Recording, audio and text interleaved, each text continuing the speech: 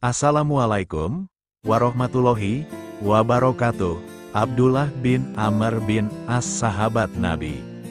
Abdullah bin Amr bin As radhiyallahu anhu adalah putra dari seorang ahli strategi perang dan politik, Amr bin As, tetapi ia lebih dahulu memeluk Islam daripada bapaknya itu. Ia seorang yang saleh, banyak menghabiskan waktunya untuk beribadah, kecuali jika sedang berjihad di jalan Allah. Ketika menyandang senjata untuk mempertahankan dan meninggikan kalimat-kalimat Allah, ia akan berada di barisan terdepan karena sangat merindukan memperoleh rezeki kesyahidan. Dalam usianya yang masih muda, aktivitas ibadahnya begitu tinggi. Siang berpuasa, malam dihabiskan dengan tahajud dan membaca Al-Quran sehingga ia mampu menghatamkannya dalam sehari. Ia begitu zuhud, bahkan tidak pernah ia membicarakan masalah duniawiyah sejak ia berbaiat kepada Nabi Shallallahu Alaihi Wasallam. Padahal lingkungan keluarga termasuk kalangan bangsawan dan kaya raya.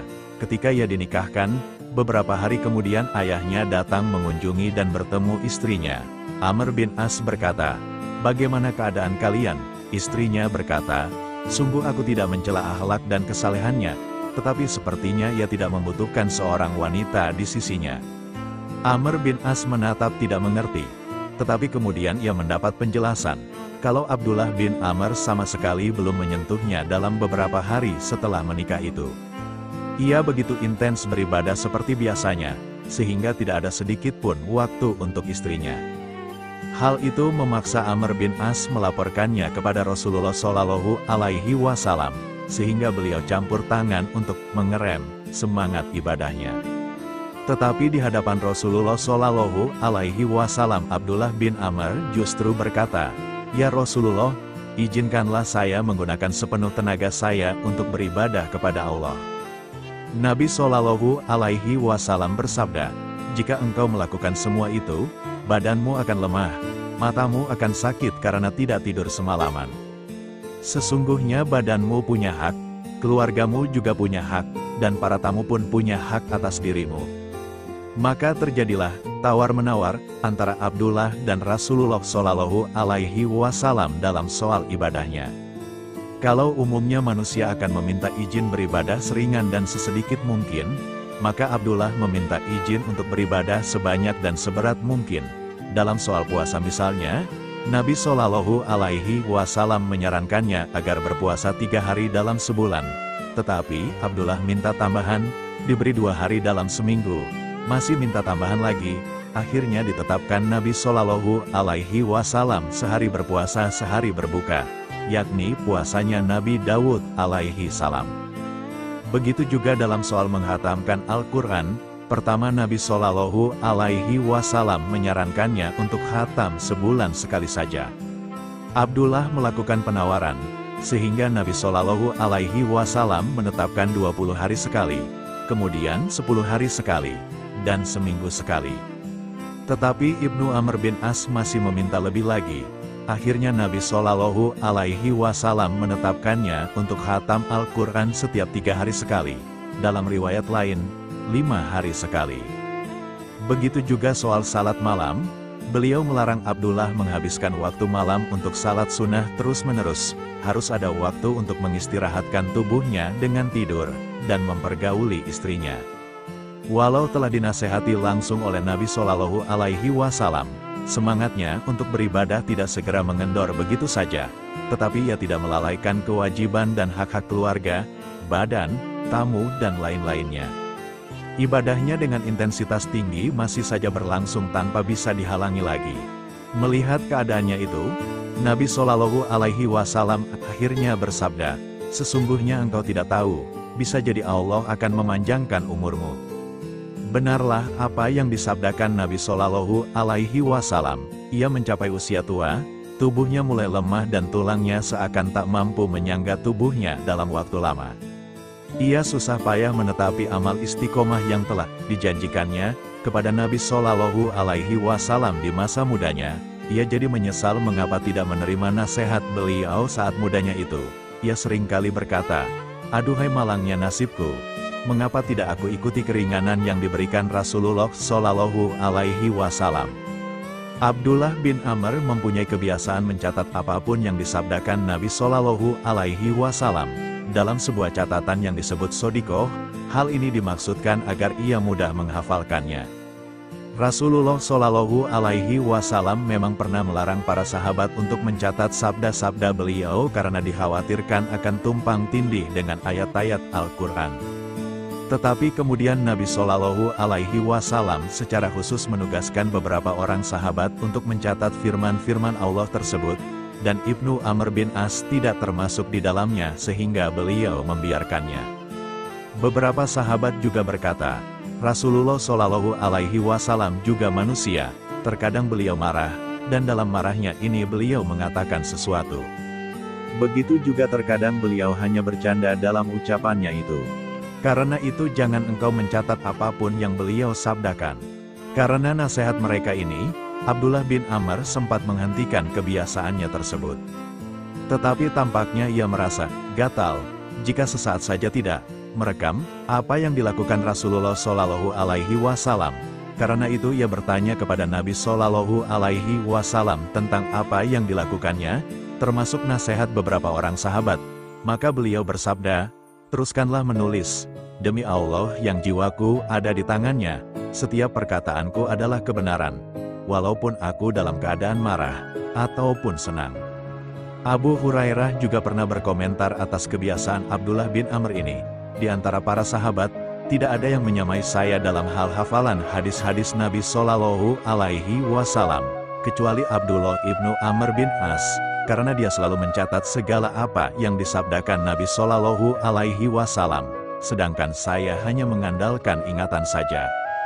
Ketika terjadi pertikaian antara Ali bin Abi Thalib karramallahu wajhah dan Muawiyah radhiyallahu anhu, sesungguhnya ia tidak ingin berpihak kepada kedua kelompok sebagaimana dianut beberapa sahabat seperti Muhammad bin Maslamah, Usamah bin Zaid, dan beberapa sahabat lainnya. Tetapi menjelang terjadinya perang Siffin, ayahnya, Amr bin Aish yang berpihak kepada Muawiyah mendatanginya dan mengajaknya berperang di pihaknya.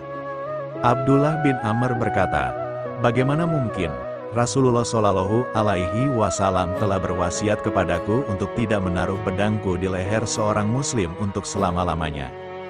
Bukan Amr bin Aish namanya kalau tidak mampu bersiasat. Ia mengemukakan berbagai alasan, terutama menyangkut menuntut bela atas pembunuhan Utsman bin Affan. Setelah beberapa argumen ayahnya mampu dipatahkannya, akhirnya Amr bin Aish berkata, ingatkan engkau wahai Abdullah wasiat terakhir Nabi Shallallahu Alaihi Wasallam.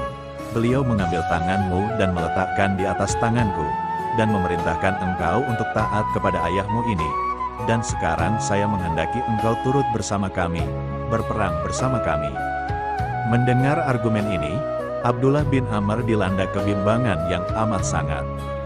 Jauh di dalam hatinya, kebenaran yang sangat diyakininya, ia tidak ingin terlibat dalam pertikaian itu. Tetapi ia seakan tidak punya kekuatan menolak ketika diingatkan akan pesan Nabi Shallallahu Alaihi Wasallam dan janjinya untuk melaksanakannya. Akhirnya ia mengikuti pertempuran tersebut dengan setengah hati dan berada di pihak Muawiyah. Ia mengetahui bahwa Ammar bin Yasir berperang di pihak Ali, dan masih jelas terngiang nubuat Nabi Shallallahu Alaihi Wasallam tentang kematian Ammar bin Yasir di tangan para pendurhaka.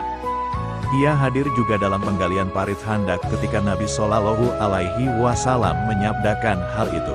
Sebagian riwayat menyebutkan, ia tidak pernah mengangkat senjatanya walau ia berada di antara personal pasukan Muawiyah. Tetapi begitu ia mendengar kabar bahwa Ammar bin Yasir telah terbunuh, ia langsung berteriak keras, apa, Ammar telah terbunuh, dan kalian pembunuhnya? Kalau demikian kalianlah kaum pendurhaka itu, kalian berperang di jalan yang salah. Abdullah bin Amr berjalan berkeliling sambil meneriakkan kata-kata tersebut sehingga melemahkan semangat pasukan Muawiyah. Ketika hal itu dilaporkan kepada Muawiyah, ia memanggil Amr bin Aish dan anaknya tersebut, dan berkata kepada Amr bin Aish, kenapa tidak engkau bungkam anakmu yang gila ini? Amr bin Aish hanya diam.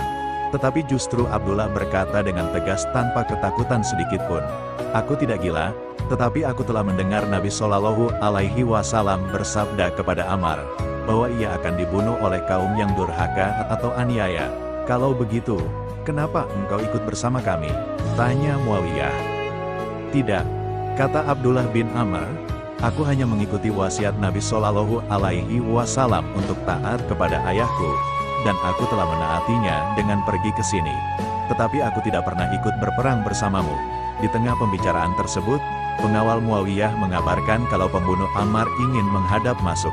Abdullah bin Amr langsung berkata, "Suruhlah dia masuk, dan sampaikan kabar gembira kepadanya. Dia akan menjadi umpan api neraka." Muawiyah menjadi murka mendengar perkataannya tersebut. Tetapi Abdullah bin Amr tetap bertahan dengan perkataannya tersebut, bahwa pembunuh Ammar bin Yasir adalah kaum yang durhaka dan berperang di jalan yang salah. Begitu Nabi Shallallahu Alaihi Wasallam mengabarkan bertahun-tahun sebelumnya, dan ia meyakini akan kebenarannya. Ia berpaling kepada ayahnya dan berkata, "Kalau tidaklah Rasulullah menyuruh saya menaati ayah, saya tidak akan pernah menyertai perjalanan ayah ke sini. Dan kini saya telah memenuhi wasiat beliau." Setelah itu Abdullah bin Amr kembali ke Madinah dan mengurung diri di musala rumahnya. Ia tidak habis-habisnya menyesali keterlibatannya di perang Siffin dan berada di pihak Muawiyah. Ia selalu menangis dan mengeluh, "Wahai, apa perlunya aku ke Siffin?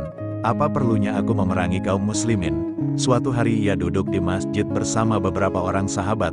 Lewatlah Husain bin Ali.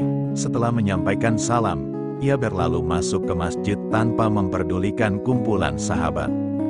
Abdullah bin Amr berkata, "Tahukah kalian penduduk bumi yang paling dicintai penduduk langit?